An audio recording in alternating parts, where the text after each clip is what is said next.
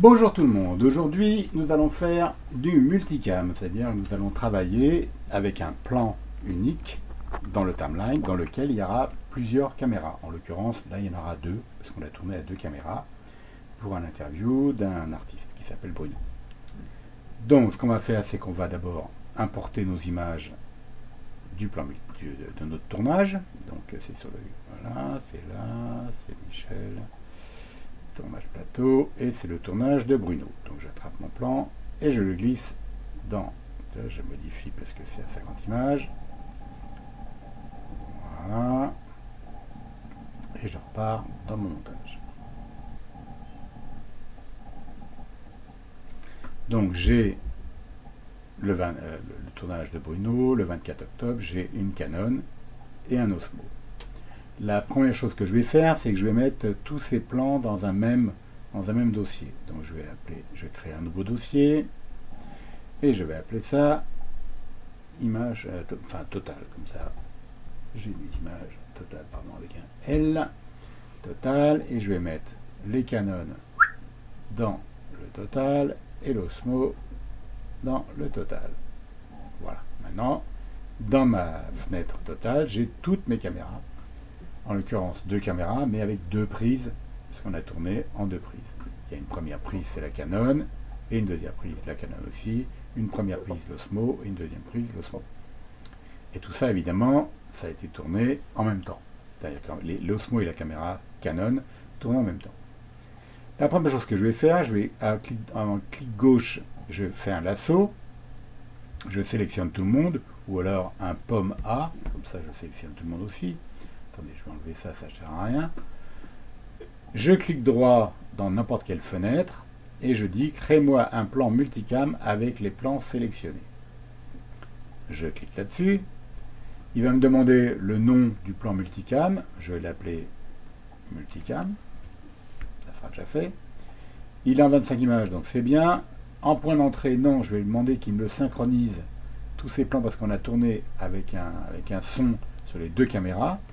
Un son de bonne qualité pour la caméra pour l'Osmo et un son de témoin pour la caméra Canon. Donc il va synchroniser avec le son.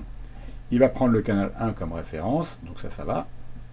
Ensuite, le nom séquentiel, je ne vais pas mettre séquentiel, je vais mettre le nom du plan. Comme ça, je saurai que le 00cc machin chouette, c'est la Canon, et le Digi 20 000 quelque chose, là, c'est l'Osmo. Ça me permettra de les voir dans la petite fenêtre. Ensuite, en dessous, là-bas en bas, il va me dire qu'il va placer tout le monde, tout ce qu'il trouve pour les synchroniser dans un chutier qu'il va appeler plans originaux. Et il va laisser, et ceux qui ne trouvent pas, il les laissera à la racine. Donc je vais créer, il va faire ses petits calculs. Alors évidemment, il faut que les sons soient à peu près corrects, il ne faut pas qu'il puisse se retrouver là-dedans. C'est quand même bien fait, mais... il faut quand même qu'il entende les voix. Si par exemple c'est avec des voix, il faut qu'il les entende bien sur les deux caméras. Donc ce qui était le cas d'ailleurs, puisqu'on était dans une même pièce, donc c'était assez facile. Donc là il est en train de calculer.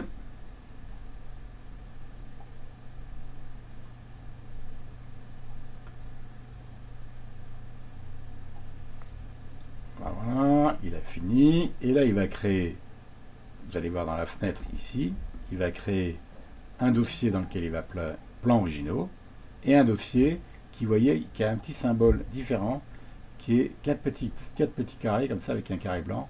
C'est le symbole du multicam. D'ailleurs il s'appelle multicam puisqu'on l'a appelé comme ça. Et dans les plans originaux, eh bien je mets tous les plans qu'il a trouvés pour les synchroniser ensemble. Maintenant j'ai plus qu'à prendre à créer un timeline. Donc je peux créer un timeline comme ça que j'appelle montage multicam. Pof. Ok, la timeline est vide. J'attrape mon plan qui est un plan dans lequel il y a 4 plans puisqu'il y a deux fois deux caméras. Et là maintenant, si je fais play comme ça, eh bien je ne vois rien. D'accord? Je ne vois absolument rien. Je ne vois rien du tout. Sauf à un moment donné, quand on est sur la caméra ici, mais je ne vois plus mon multicam. C'est normal, parce que maintenant, donc ça j'en ai plus besoin, parce que dans la fenêtre de lecture, il faut que je lui demande qu'il aille lire les multicams. Donc je clique sur le petit symbole qui est à gauche avec le clic gauche de la souris et je vais sur multicam. Et à ce moment-là, je vois toutes mes caméras qui tournent ensemble. D'accord? Donc quand j'avance dans le timeline, il synchronise cette fenêtre-là avec celle-là parce qu'il y a des plans multicam.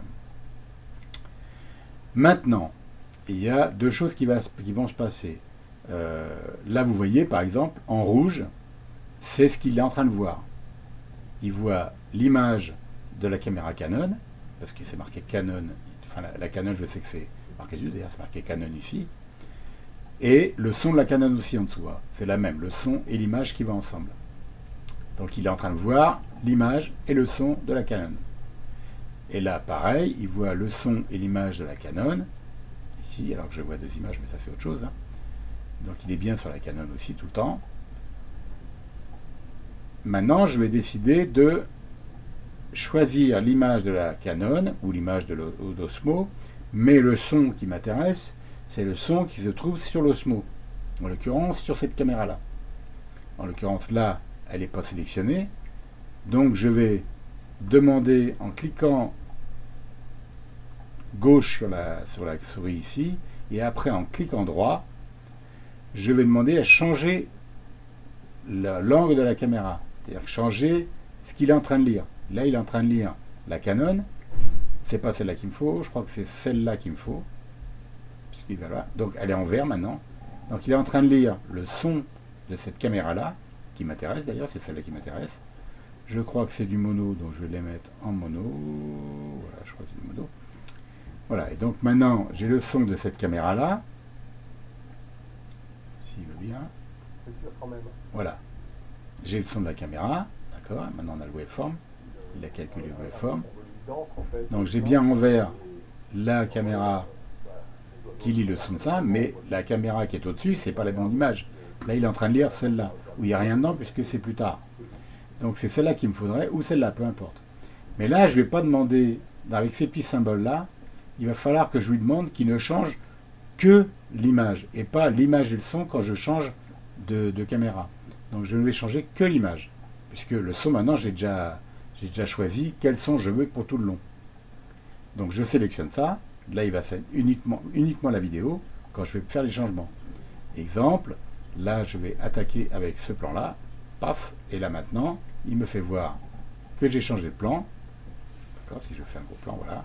Avant, par exemple, si je vais ici, voilà, si je veux avoir là on est sur la Digi, d'accord, on est sur la caméra Canon, là on est sur la Canon, si je veux la Canon avant, après j'ai plus qu'à tirer ça pour le début si tu veux, voilà.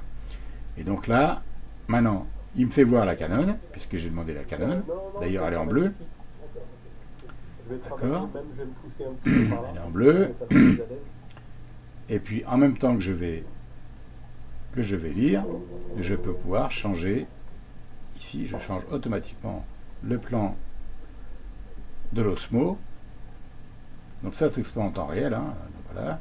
Je repasse ici, tac, avec ma souris je clique sur ma souris clic gauche, voilà, je replie ici avec ma petite, on voit la lame de rasoir qui arrive, je clique dessus et hop il change la caméra, vous voyez dans le timeline ça change ici là, si vous regardez là, je vais changer et hop ça change automatiquement, voilà, et ainsi de suite, hop par exemple là j'en ai pas besoin. Donc par exemple, voilà maintenant, exemple, j'ai effectivement mon plan qui est comme ça m'intéresse, là aussi, et puis là j'étais en train de changer le point, donc vous voyez c'est pas très bien, donc il faut que je reste sur la caméra qui est de l'autre côté, donc j'ai plus qu'à prendre ma petite souris et me déplacer en laissant la souris, vous voyez comme le symbole qui a changé là, si je me mets à droite il va seulement tirer à droite, si je me mets à gauche il va tirer à gauche, mais si je me mets au milieu il va tirer au milieu, donc je reste appuyé et je glisse, voilà, et je vois à droite ce qui se passe, ma caméra va arriver, voilà je suis arrivé ici, je veux changer, voir la Canon qui doit être celle-là je pense, voilà, et quand je me déplace, je vais attendre que la Canon se place, voilà, qu'il a un gros plan, voilà, maintenant à partir d'ici, vous voyez quand je me déplace, je vois à droite ce qui va arriver, et à gauche ce qui est en train de, ce qui est avant, dans le timeline, ce qui est ici, c'est ce que je vois à gauche, et c'est ce qu'ici, c'est ce que je vois à droite. dans la petite fenêtre quand je joue comme ça, ben, il me fait voir les deux plans. Et là, ben là par exemple, là maintenant c'est vachement bien sur le gros plan. Lui là, le plan est fait. Et maintenant je peux faire ça. Et quand il va changer, il va être en gros plan. Donc je peux changer le montage une fois qu'il est fait. On est d'accord. Donc je peux repasser en large. Je vois ce qu'il fait. Et ainsi de suite. Donc ça c'est le montage. Le problème de cette histoire-là, c'est que vous voyez, si vous regardez les deux plans, le plan de l'Osmo, en l'occurrence celle-là, là, si je grossis pour que vous voyez quelque chose, ça c'est l'Osmo, hein, puisque c'est marqué Digi dessus, et ça c'est la Canon. Si on regarde l'image de l'Osmo, elle est un peu flat, elle est un peu pas tellement contrastée, alors que celle de la Canon, elle est beaucoup plus contrastée. Donc, si je voulais étalonner tout ça à chaque fois pour que mes deux caméras soient à peu près pareilles, si je le fais comme ça, bah, chaque plan, il faudrait que je le fasse à chaque plan. D'accord? À ce plan-là, puis ce plan-là, puis pas celui-là. Enfin, ça serait galère. On a une autre solution, c'est qu'on va demander à qui réexplose, qui remette toute cette timeline qui est un multicam dans une autre timeline en me faisant voir les pistes séparément, comme il a synchronisé. Donc je vais cliquer droit et je vais demander à ouvrir dans la timeline la timeline multicam. Donc il va ouvrir ce plan-là, voilà, et là il a créé une autre timeline. Si j'ouvre ça, il me fait voir les plans séparément. Si je ferme comme ça, vous voyez, là il y a la caméra 1, caméra 1 et caméra 2, première prise, caméra 1, caméra 2, deuxième prise, avec les sons correspondants. Il a pris la piste 1 de la Canon et la piste 1 de l'Osmo. Pareil pour celle-là, il a pris la piste 1 de la Canon et la piste 1 de l'Osmo pour synchroniser les deux plans. Donc maintenant que j'ai les plans séparés, je peux demander à étalonner seulement celui-là. Et seulement celui-là, le Digi, et pas celui-là. Et il va le faire sur tout le plan, puisque la caméra n'a pas bougé. Donc je vais dans ma fenêtre d'étalonnage, ici. Je suis bien sur l'Osmo. Je vais pouvoir étalonner cet Osmo en contrastant un peu. Voilà, pour contraster un petit peu ça, pour qu'on ait un peu plus de matière. À la limite, je peux monter un tout petit peu la chroma si je veux. Et je fais pareil sur l'autre plan. Là, c'est la caméra Canon, hein, puisque c'est la suite. Là c'est la caméra Canon. Là, dans le timeline, c'est la suite. Donc, c'est la caméra Osmo, là, maintenant. Et la caméra Osmo, je vais lui faire un contraste à peu près pareil. Voilà, je contraste un peu. Voilà. Là, je contraste, voilà. Toc. Et pareil, un petit peu de contraste. Et la Canon, je la laisse comme elle est. Maintenant, quand je vais repartir dans mon montage, ici, je vais avoir la Canon qui est bien faite et l'autre machin. Je repars dans la bibliothèque, je repars sur mon montage multicam, qui se trouve ici. Il rouvre mon plan montage multicam avec la timeline faite sur toute la longueur.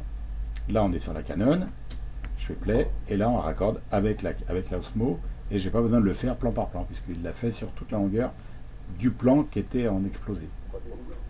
Donc c'est très pratique. Voilà. Exemple aussi, par exemple, je sais qu'Alexis avait fait un truc, c'est-à-dire qu'il avait fait un plan sur un spectacle, le plan large était pas droit, mais c'était un plan fixe, il bougeait pas du tout, mais il n'était pas tout à fait droit. Eh bien, en cliquant droit et en allant chercher, en ouvrant dans le timeline, eh bien, ce plan-là, imaginons que ce soit celui-là qui est pas droit, eh bien, dans l'inspecteur, je peux dire, bah, je vais vous le faire comme ça. Imagine qu'il avait besoin de faire ça, puis le grossir et tout. Eh bien, quand je repars dans mon plan multicam, dans mon plan normal, eh bien, tous les plans de la Digi qui n'étaient pas droits, vous voyez, maintenant, ils sont en biais. Ils sont tous en biais parce que, voilà, hop, là, c'est en biais. Vous voyez, le fond, il n'est pas droit, tout ça.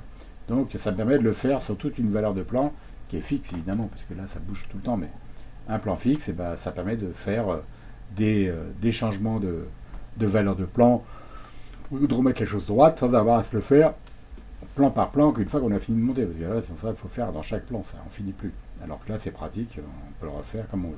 Donc j'ouvre ça dans le timeline, je remets ça à sa place droit, pouf, et voilà. Et donc maintenant, je repars dans mon montage, et là maintenant, dans mon montage, eh bien, ça va revenir droit, il n'y a pas de problème.